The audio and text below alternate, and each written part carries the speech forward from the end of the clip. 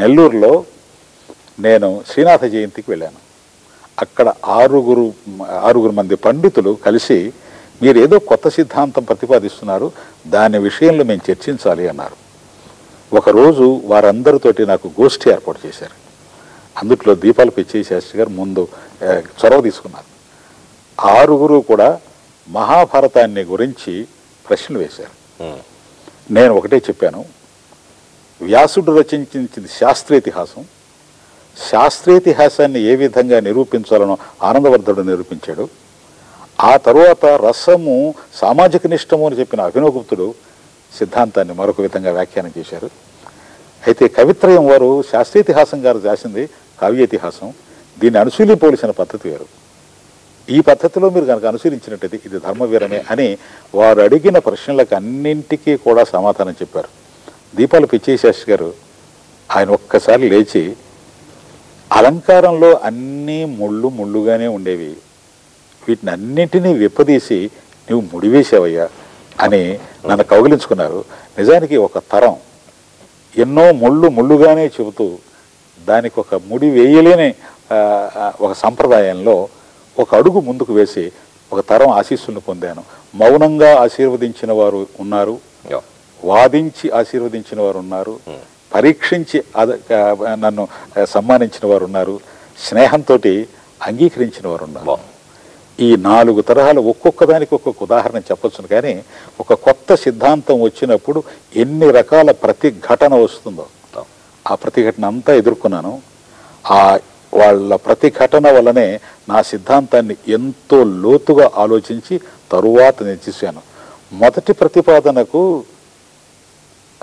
సాహిత్య academy award ఒకటి వచ్చింది.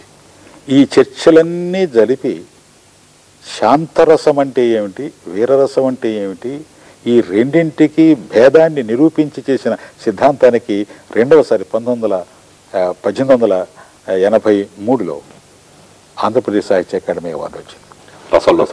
రసోల్లాస. ఇది రస సిద్ధాంతాలకు సాహిత్య అకాడమీ అవార్డులు 2 వచ్చాయి.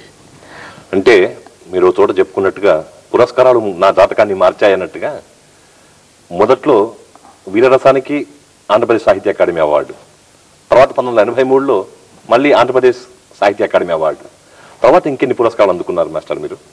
పురస్కారాలు దాదాపు 18 పురస్కారాలు అందుకున్నారండి. అయితే నేను అన్నమాట నిజమే, పురస్కారం కోసం నేను రాయలేదు. కానీ పురస్కారం వస్తే ఆ పురస్కార గౌరవాన్ని నిలిపేయటానికి నేను ప్రయత్నం చేశాను. ఎట్లా, నేను ఏ విధంగా చేశాను రెండు వాక్యాల్లో చెప్తాను. ఒక కాలంలో రస విమర్శయే చేయగలడు సుబ్రహ్మణ్యం అనే అపనింద వచ్చింది. వీరరసం సుబ్రహ్మణ్యం అనే జీవి సుబ్రహ్మణ్యం అంటే ఘనవీర సుబ్రహ్మణ్యం అని మా మిత్రులు పిలుస్తున్నారు. ఈ రస విమర్శ మాత్రమే చేయగలడు అని.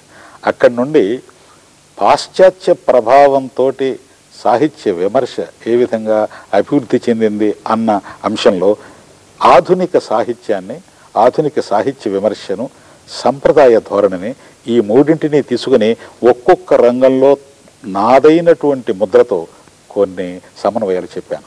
ఉదాహరణకు కట్టమంచి రామలింగారెడ్డి గారు తెలుగులో ఇంగ్లీష్లో ఉండేటువంటి రొమాంటిక్ క్రిటిసిజం ప్రిన్సిపల్స్ని, కాల్పనిక చైతన్య సూత్రాలను తెలుగు సాహిత్యంలో ప్రవేశపెట్టి ఒక క్రొత్తదనాన్ని తీసుకుని వచ్చారు. అయితే ప్రపంచ సాహిత్యాల్లో అది 150 సంవత్సరాలు వెనుకబడింది. విశ్వనాథ సత్యనారాయణ గారు ఆ తరువాత టిఎస్ ఎలియట్ గారి దగ్గర నుండి న్యూ క్రిటిక్స్ వరకు వచ్చిన 150 సంవత్సరాల పరిణామాన్ని ఆయన తెలుగులో శిల్ప విమర్శలు తీసుకుని వచ్చారు. పాశ్చాత్య దేశాల్లో జరుగుతున్నటువంటి ఈ పరిణామాన్నంతా తెలుగు సాహిత్య విమర్శకు విశ్వనాథ వారు పరిచయం చేశారు అన్న సిద్ధాంతానికి కొందరు అంగీకరించగలిగారు, కొందరు అంగీకరించలేకపోయినారు. కానీ అభ్యుదయ దృక్పథంతో ఆలోచింపగలిగిన వారు కేంద్ర సాహిత్య అకాడమీ విషయాలు ఇచ్చారు.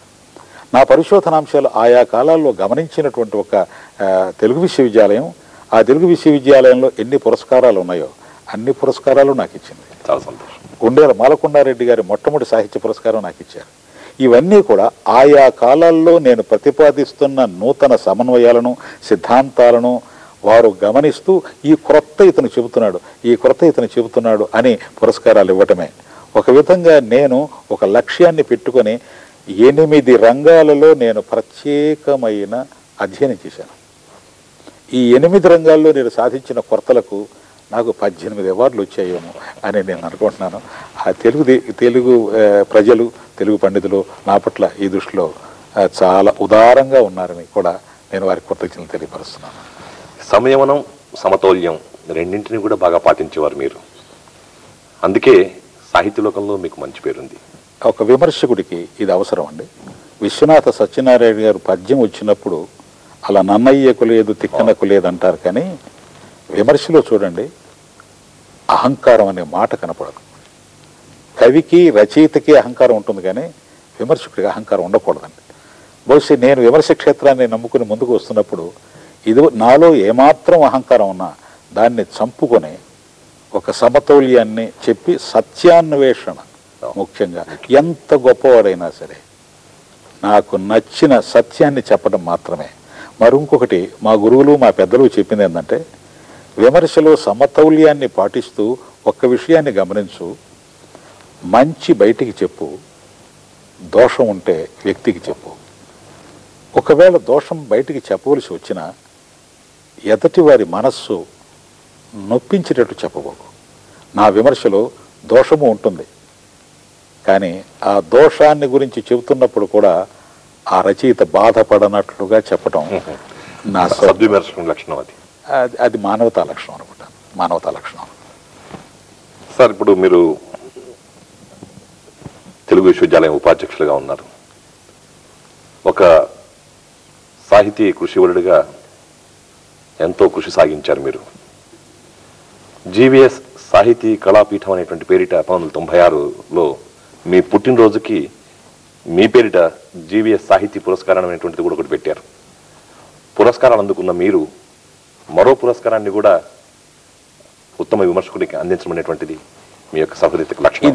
ఇది ఒక నేను సాహిత్యానికి చేస్తున్న ఒక సేవగా భావిస్తున్నాను. సేవాభావం.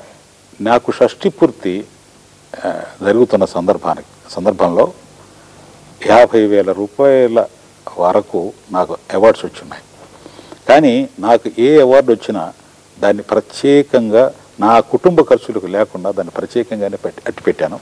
అంతేకాదు 1986లో నాకు కేంద్ర సాహిత్య అకాడమీ వచ్చినప్పుడు అక్కడ విద్వత్ సభలో నేను చెప్పాను, నాకు ఏ అవార్డు వచ్చినప్పటికీ కూడా ఆ అవార్డు సాహిత్యం కోసమే వినియోగిస్తాను, కానీ నా వ్యక్తిగతమైన ప్రయోజనాలకు వినియోగించను అని చెప్పాను.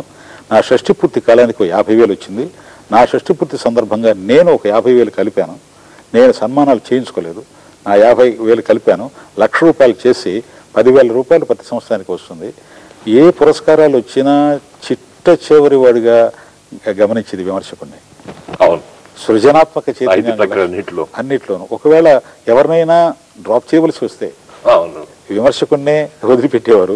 అందువలన నేను ఆ విమర్శ వల్లనే గుర్తింపు పొందాను. కాబట్టి సంవత్సరానికి ఒక 10,000 రూపాయలు ఉత్తమ విమర్శకునికి నేను పారితోషికంగా ఇచ్చి, ఎందుకంటే 10,000 రూపాయల్లో 100 పేజీల పుస్తకం అతను ప్రింట్ చేసుకోగలడు. 100 పేజీల పుస్తకం ప్రింట్ చేసుకుంటే ఇంకొక అవార్డుకి అర్హత వచ్చిస్తుంది. ఇంతగా నా శక్తి కూడా అంతవరకు. బాగుంది మాస్టర్. ఇప్పుడు తెలుగు విశ్వవిద్యాలయం ఉపాధ్యక్షులుగా మీరు ఇటీవలనే చార్జ్ తీసుకున్నారు. మీ భవిష్యత్ దర్శనం ఏమిటి?